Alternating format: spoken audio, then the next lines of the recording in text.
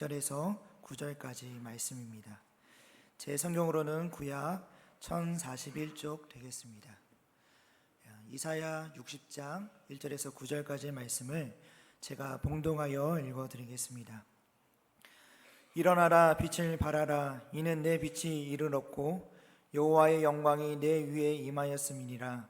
보라, 어둠이 땅을 덮을 것이며 캄캄함이 만민을 가리려니와 오직 여호와께서 내 위에 임하실 것이며 그의 영광이 내 위에 나타나리니 나라들은 내 빛으로 왕들은 비치는 내 광명으로 나아오리라. 내 눈을 들어 사방을 보라. 무리가 다 모여 내게로 오느니라. 내 아들들은 먼 곳에서 오겠고 내 딸들은 안개어 올 것이라.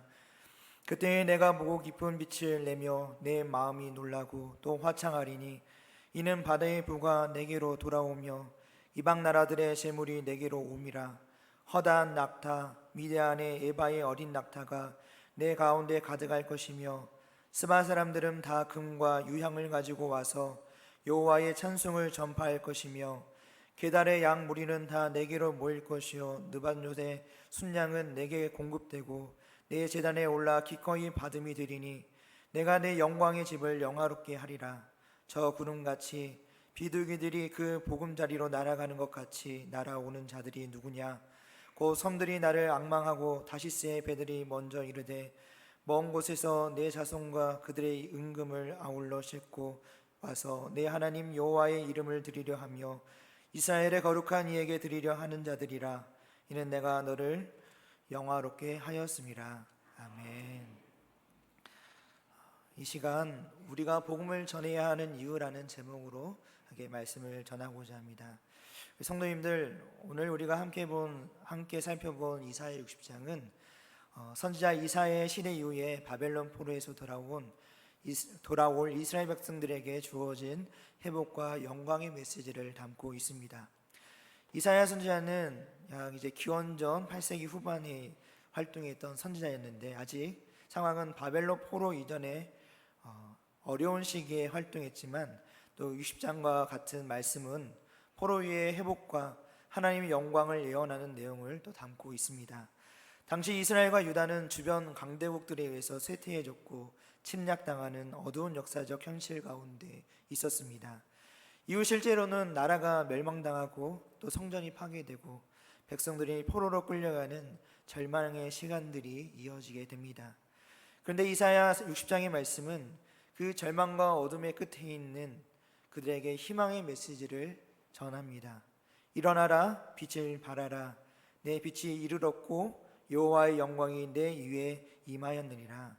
즉 어둠과 절망 속에 눌려있던 백성들에게 이제 하나님의 영광의 빛이 임했으니 다시 일어나 세상 가운데 빛을 발하라는 위대한 명령이 내려진 것입니다.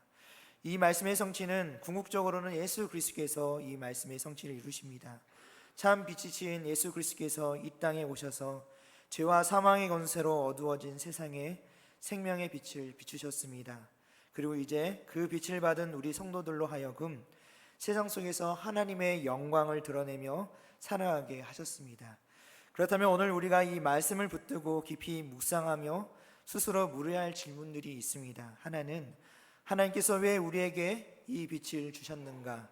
또 하나는 왜 우리를 어둠에서 불러내어 빛 가운데로 우리를 거하게 하셨는가? 그 해답이 바로 오늘 설교 제목인 우리가 복음을 전해야 하는 이유에서 오늘 설교 말씀을 통해서 알 수 있습니다. 하나님께서 우리를 먼저 구원하시고 빛을 주신 것은 단지 우리만 은혜를 누리라고 주신 것이 아니라 이 빛을 세상 속에 비추며 복음을 전하라는 사명을 맡기셨기 때문입니다. 오늘 사랑하는 성도님들, 이사야 60장이 선포하는 메시지처럼 세상은 갈수록 어두워지고 있지만 교회는 여전히 하나님의 영광을 드러내는 유일한 희망입니다. 그리고 교회가 그 책임을 다하는 유일한 방법은 복음을 힘있게 전파하는 일입니다. 오늘 본문을 통해서 왜 우리가 복음을 전해야 하는지 또 그 이유를 또 함께 살펴보겠습니다. 우리가 복음을 전해야 하는 이유 첫 번째로는 우리는 어둠에서 빛으로 부름받은 그런 은혜를 입은 존재들이기 때문입니다. 본문 1절의 말씀에서 보면 1절의 말씀을 보면 일어나라, 빛을 발하라 라고 말씀합니다. 그런데 이 말씀 가운데 한 가지 질문이 생깁니다. 누가 이 명령을 내리셨고 또 이 명령을 받은 대상은 누구인지가 명확하지 않다는 것입니다. 다행히 본문 바로 앞장인 이사야 59장 20절 말씀을 우리가 보면 그 주체가 누구인지를 확인할 수 있습니다. 제가 한번 읽어 드리겠습니다. 여호와의 말씀이니라. 구속자가 시온에 임하며 야곱의 자손 가운데에서 죄가를 떠나는 자에게 임하리라. 아멘. 이 20절과 59장 20절과 연결해 보면 이 명령의 주체는 분명히 여호와 하나님이심을 알 수 있습니다. 그렇다면 명령을 받은 대상은 누구입니까? 바로 죄악에서 떠나 하나님의 은혜로 구원을 받은 시온입니다. 역사적으로는 이 바벨론 포로에서 해방된 이스라엘 백성들을 가리키지만 동시에 이는 단지 역사적 민족만을 뜻하는 것이 아니라 구속함을 받은 모든 백성들을 상징하는 의미를 갖고 있습니다. 하나님께서는 그들에게 빛을 발하라 라고 말씀하고 계십니다. 그런데 중요한 사실은 이스라엘 백성들을 비롯한 모든 구원받은 자들이 본래는 빛을 발할 수 없는 그런 상태에 있었다는 점입니다. 이사야 59장 9절에서 10절의 말씀을 보면 이렇게 표현을 합니다. 우리가 빛을 바라나 어둠뿐이요 밝은 것을 바라나 캄캄한 가운데 행함으로 우리가 맹인같이 담을 더듬으며 눈 없는 자같이 두루 더듬으며 낮에도 황혼때같이 넘어지니 우리는 강장한 자 중에서도 죽은 자 같은지라. 지금 이 말씀 속에서 보듯이 그들은 현실이 얼마나 깊은 영적 암흑 속에 있는지를 잘 보여줍니다. 길을 잃고 방향을 알 수 없는 맹인과 같았으며 또 죄와 어둠에 사로잡혀서 비참한 상태에 처해 있는 그들의 모습을 보게 됩니다. 그렇다면 어떻게 이런 이들의 빛을 발할 수 있겠습니까? 이는 인간의 힘으로는 결코 불가능한 일입니다. 그럼에도 하나님은 그들에게 일어나 빛을 발하라 라고 명하십니다. 이는 불가능한 요구가 아니라 이미 하나님의 은혜로 가능케 하셨다는 선포입니다. 본문 후반부에서는 그 이유가 명백히 제시됩니다. 내 빛이 이르렀고 여호와의 영광이 내 위에 임하였음이니라. 이미 하나님의 빛이 임했으니 빛을 발하는 것은 너무나도 당연하다는 선언인 것입니다. 일어나라는 이 명령은 변화된 상황을 전제로 합니다. 그러니까 마치 우리가 어둠이 가득한 밤에 누워서 있기만 했던 사람이 이제 아침에 해가 돋으면 어떨까요? 이제 해가 비칠 때 자동적으로 일어나 활동하는 모습처럼 그런 모습을 떠올리게 합니다. 예전에는 죄의 어둠 속에 갇혀 아무것도 할 수 없던 자들이 이제는 그리스도께서 하나님께서 우리에게 빛 가운데로 부르시고 빛 가운데에서 새로운 삶을 살게 하셨다는 것을 말씀하고 있는 것입니다. 이 말씀은 단지 바벨론 포로에서 해방된 옛 이스라엘 백성들에게만 국한되지 않습니다. 궁극적으로는 죄와 어둠의 권세 아래에 놓여 아무 힘도 없던 우리 모두에게 주어진 약속입니다. 우리 스스로는 의를 이루거나 빛을 낼 수 없는 연약한 존재이지만 예수 그리스도께서 생명의 빛으로 오셔서 우리 안에 어둠을 몰아내셨고 이제 우리는 그 빛을 소유하고 바라는 자가 되었습니다. 주님께서도 너희는 세상의 빛이라라고 우리에게 선포하셨습니다. 전에는 상상조차 할 수 없었던 놀라운 은혜가 우리에게 임한 것입니다. 절망과 어둠에 눌려있던 우리가 이제는 빛 가운데서 소망을 발견하게 되고 그 안에 우리가 서게 된 것입니다. 사랑하는 성도님들, 우리가 이 사실을 기억하십시오. 허무와 낙심, 슬픔과 좌절로 가득 찼던 어둠이 우리 오직 예수 그리스도의 빛 앞에서 모두 사라졌습니다. 이제 우리의 삶에는 찬란한 하나님의 광명이 비추고 있습니다. 이로 말미암아 우리는 참된 삶의 의미를 깨달았고 내일의 희망을 붙들며 흔들림 없는 확신과 기쁨 가운데 살아갈 수 있게 되었습니다. 이 모든 것은 우리가 노력하거나 우리의 자력으로 이룬 것이 아닙니다. 오직 빛 대신 그리스도께서 우리의 삶에 오셨기 때문에 가능한 은혜임을 우리는 고백해야 합니다. 그러므로 우리는 담대하게 이제 고백할 수 있습니다. 그리스도는 나의 삶의 이유이자 또 나의 소망이며 목표이십니다라고 말입니다. 오늘 이 은혜를 우리가 또 항상 기억하셔서 늘 감사와 찬송으로 우리가 반응하며 또 절망 가운데 우리가 다시는 눕지 마시고 하나님께서 명령하신 대로 일어나 하나님의 빛을 세상에 빛을 비추시는 그런 삶을 살아가시는 우리 성도님들이 되시기를 바랍니다. 또 우리가 전도해야 될 말씀을 전도해야 할 이유 두 번째로는 교회는 어두워져 가는 이 세상의 유일한 희망이기 때문입니다. 이전의 말씀을 한번 보시면 보라 어둠이 땅을 덮을 것이며 캄캄함이 만민을 가리려니와 오직 여호와께서 내 위에 임하실 것이며 그의 영광이 내 위에 나타나리니 라고 말씀하고 있습니다. 이 말씀은 성도들이 일어나 빛을 발휘하는 이유와 또 그것이 가능하게 되는 원천적인 근거를 우리에게 보여줍니다. 여기서 하나님께서는 분명히 말씀하십니다. 세상은 점점 더 깊은 어둠 속으로 빠져들 것이며 만민은 불의와 죄악의 무거운 어둠 아래 갇히게 될 것이다 라고 말씀합니다. 그러나 반대로 하나님의 백성 곧 교회 위에는 하나님의 영광이 임할 것이고 그 빛이 드러나게 될 것이라 약속하고 계십니다. 이 구절은 자연스럽게 과거 출애굽 사건을 한번 떠오르게 합니다. 출애굽기 10장의 말씀을 보면 하나님께서 애굽의 마지막 재앙이었던 장자 재앙을 내리시기 전에 흑암의 재앙을 내리십니다. 그 흑암은 캄캄하여서 손으로 앞을 더듬을 정도로 깊고 짙은 어두움의 흑암이었습니다. 그런 애굽의 온 땅은 어둠에 묻혀버렸습니다. 그러나 놀랍게도 이스라엘 백성들이 거하던 고생 땅에는 밝은 빛이 비치고 있었습니다. 여러분, 이것은 단순히 과거에 일어난 역사적 사건만이 아닙니다. 이는 지금도 우리에게도 중요한 영적 교훈을 줍니다. 애굽과 고센의 상황처럼 세상과 교회의 모습은 극명히 대조를 이룹니다. 세상은 죄악으로 점점 어두워져 갑니다. 그러나 교회는 세상 가운데 유일하게 빛이 있는 곳입니다.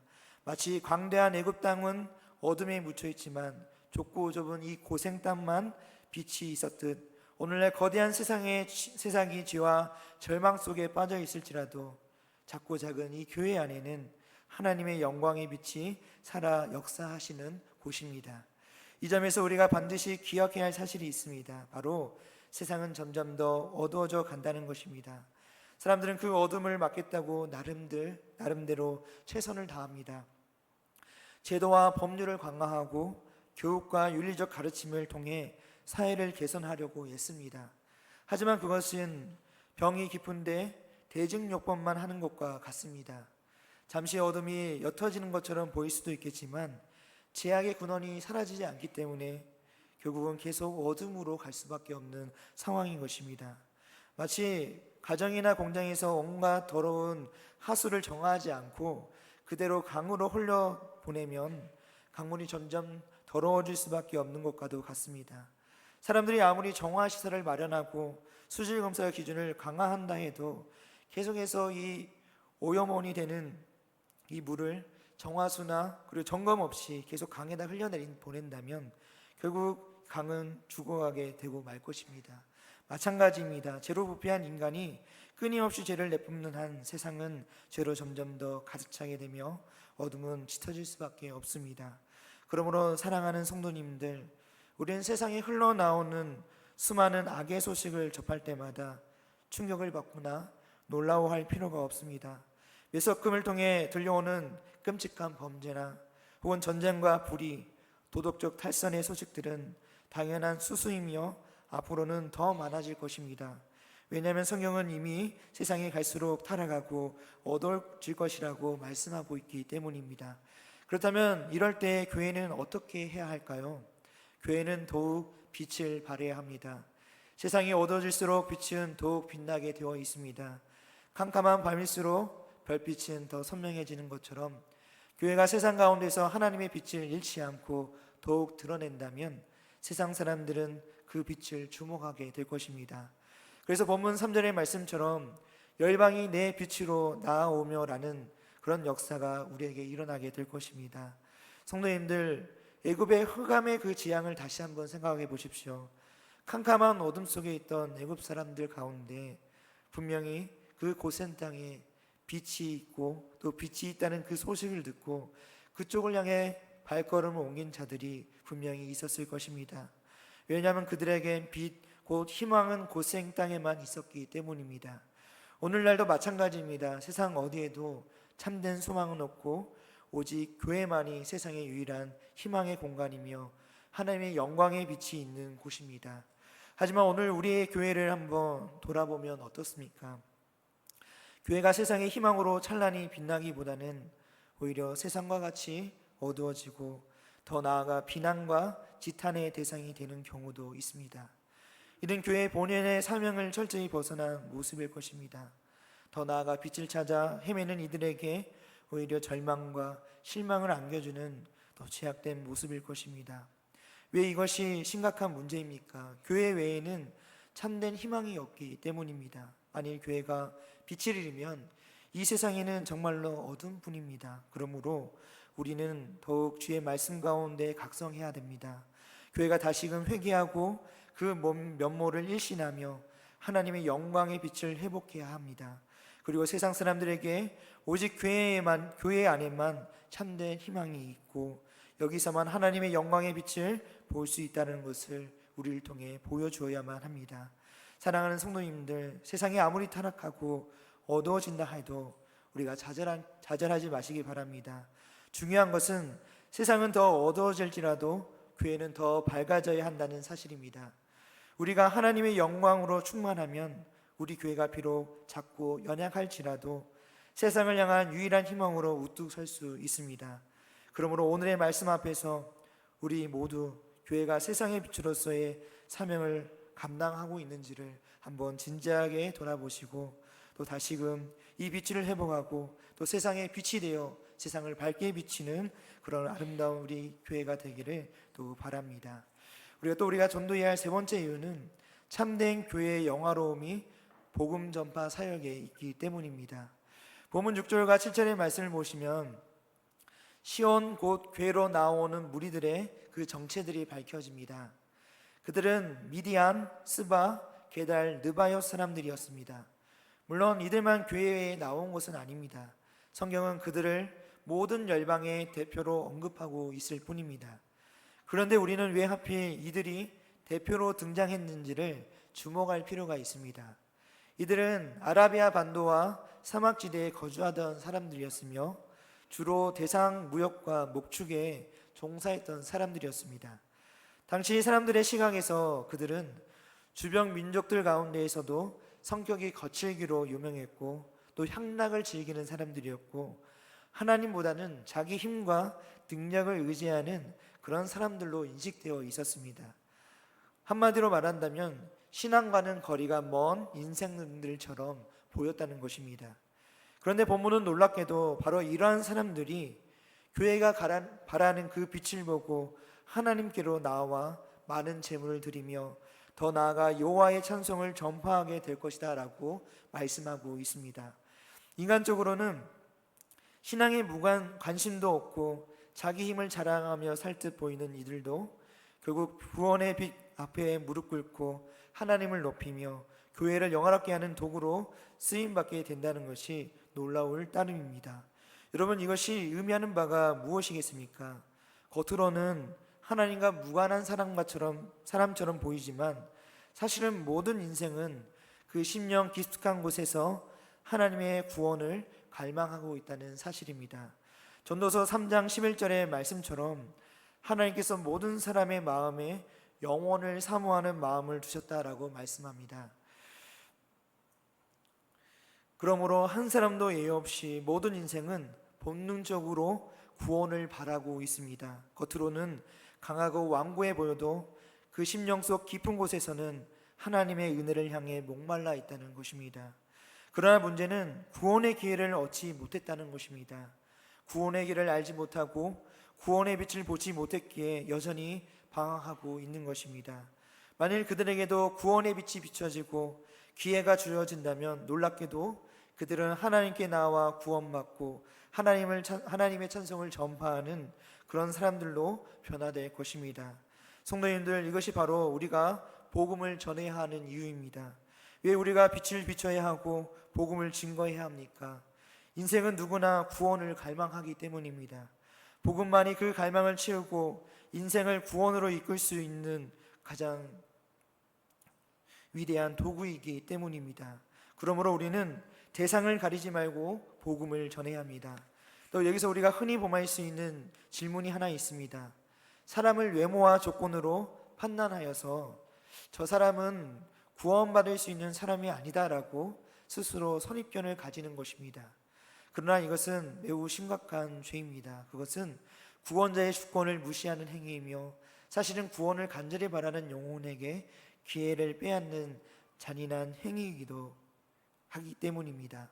성도님들, 혹시 전도하는 과정 속에서 또 이런 경험을 해보신 적이 있으십니까? 저 사람은 신앙과 거리가 멀어 보였는데 이제 복음을 전했더니 그 복음을 듣고 마음 문을 열고 예수님을 영접하였더라라는 그런 경험 말입니다. 이는 바로 하나님의 구원이 사람의 조건과 무관함을 보여주는 증거입니다. 그러므로 복음을 전하는 데 있어서 편견을 버리고 누구에게든 담대하게 복음을 선포해야 합니다.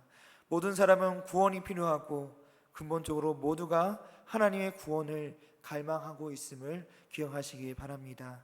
다시 7절의 말씀으로 돌아오시면 하나님은 또 이렇게 말씀하십니다. 내가 내 영광의 집을 영화롭게 하리라. 여기서 내 영광의 집은 곧 하나님께서 세우신 이 교회를 말씀합니다. 하나님께서는 교회를 영화로운 집으로 세우셨으며 그 교회를 통해 하나님의 영광을 드러내시겠다고 약속하십니다. 만유의 주이시며 전지전능하신 하나님께서 영화롭게 하실 이 교회라면 그것은 마땅히 영광스러운 모습으로 있어야 하지 않겠습니까? 그렇다면 하나님께서는 어떻게 교회를 영화롭게 하실까요? 사람들은 종종 건물의 아름다움으로 교회를 영화롭게 한다고 착각하기도 합니다. 웅장한 대성당, 화려한 장식들, 정교한 예배당의 건축들 등등 이러한 외적인 모습이 교회의 영화로움이라고들 생각합니다. 그러나 성경은 그것을 전혀 영화로움이라고 부르지 않습니다. 솔로몬의 성전은 어떻습니까? 성경의 이야기만 들어도 그렇게 아름답고 화려할 수가 없습니다. 또 헤롯 성전 역시도 정말 아름답게 보였던 성전이었습니다. 그러나 그것이 진정한 영화로움이었습니까? 그렇지 않았습니다. 그곳에서 하나님의 이름이 더럽혀졌고 온갖 죄악이 넘쳐났을 때 그 화려한 건물은 하나님의 심판을 피하지 못했습니다. 바벨론에 의해 무너졌고 로마 장군 디도에 의해 돌 위에 돌 하나 남지 않고 파괴되었습니다. 외적인 화려함만으로는 교회가 영화롭게 될 수 없다는 것을 우리에게 분명히 보여줍니다. 그렇다면 교회가 진정 영화롭게 되는 길은 무엇일까요? 본문의 말씀은 그것을 가르쳐주고 있습니다. 하나님을 알지 못하던 자들이 복음을 듣고 하나님 앞으로 나와 자원하는 마음으로 그분께 예물을 드리며 하나님을 찬송할 때 그때가 교회가 가장 영화롭게 되는 것이다 라고 말입니다. 교회는 구원받은 영혼들이 날마다 더해지는 것으로 영화로워지는 곳입니다. 복음 전파를 통해 죽어가던 죽어있던 영혼이 살아나고 하나님을 예배하는 자들이 늘어날 때 교회는 참된 의미로 영화로워지는 것입니다. 그러므로 사랑하는 성도님들, 교회를 영화롭게 하는 길은 오직 복음 전파에 있습니다. 교회가 그 소명을 잃고 복음 전파 대신 다른 것에 집중한다면 그 존재의 가치를 잃고 어찌 보면 교회가 문을 닫을 수밖에 없는 상황이 일어나게 될 것입니다. 실제로 서구에 크고 웅장했던 교회들이 지금 보면 박물관이나 관광지가 되어버렸습니다. 그 이유가 무엇입니까? 복음을 전하는 본질적 사명을 잃어버리고 다른 일에 더 매였었기 때문입니다. 건물은 남았지만 복음이 사라지니 교회는 더 이상 교회가 아니게 된 것입니다. 오늘날 우리 교회들도 동일한 경고를 듣고 있습니다. 교회를 사람의 힘으로 영화롭게 하려는 시도를 우리는 멈춰야 합니다. 오직 복음을 전함으로 교회는 영화롭게 세워질 수 있으며 그렇게 될 때만이 하나님께서 내 영광의 집이라 부르시는 교회의 참된 영광이 나타나게 될 것입니다. 성도님들, 우리 교회가 이 시대의 마지막 소망으로 빛을 발하려면 구원을 갈망하는 모든 영혼들에게 복음을 전해야 합니다. 교회의 존재 이유는 복음을 통해 사람을 살리는 데 있습니다.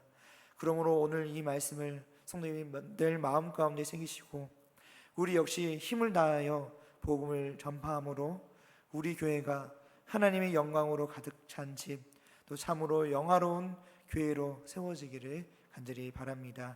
말씀을 정리하겠습니다. 이스라엘의 수도 예루살렘은 세계적인 관점에서 볼 때는 정말 크게 중요한 성을 가진 도시는 아니었습니다. 이스라엘 역시 다윗과 솔로몬 시대를 지나서 잠시 번영을 누렸지만 곧 이방 민족들의 침략과 공격으로 점차 악화되었고 결국에는 멸망의 길로 걸어가게 되었습니다. 그러나 하나님께서 그 이스라엘 백성, 그 나라와 그 백성들에게 세계의 어느 민족보다도 각별히 여기셨습니다. 그 이유는 하나님의 구원과 이름, 영광이 그들 가운데 증거되고 선포되었기 때문입니다. 오늘날 우리 교회도 세상이 어떻게 평가하든지 간에 하나님께서 특별히 택하시고 그리고 붙드시는 거룩한 공동체입니다. 하나님은 교회를 세상의 중심으로 또 삼아 교회를 통해 세상 역사가 하나님의 계획대로 이루어지도록 섭리하고 계십니다. 그러기에 우리 모두는 하나님의 관심과 뜻 안에서 항상 그 뜻 안에 서 있다라는 자부심과 감사함으로 하나님의 뜻에 합당하게 모든 일을 행하는 성도님들이 되기를 바랍니다. 그렇게 할 때 교회는 이 세상 역사의 주역으로서의 정체성을 확고히 하며 혼탁해진 세상의 유일한 소망의 빛을 비추는 그 역할을 능히 감당할 수 있을 것입니다. 사랑하는 성도님들, 이 오늘 말씀을 다시 한번 그 마음에 깊이 새기시고 또 하나님의 뜻 안에서 참된 교회의 정체성을 또 회복하시고 이 시대의 소망의 빛을 환히 비추시는 그런 우리 성도님들이 되시기를 간절히 소망합니다. 우리 다 함께 자리에서 일어나셔서 우리 찬양 드리시겠습니다. 우리 다시 복음 앞에 가사를 생각해 보시면서 다시 하나님께 고백하는 시간 되기를 바랍니다.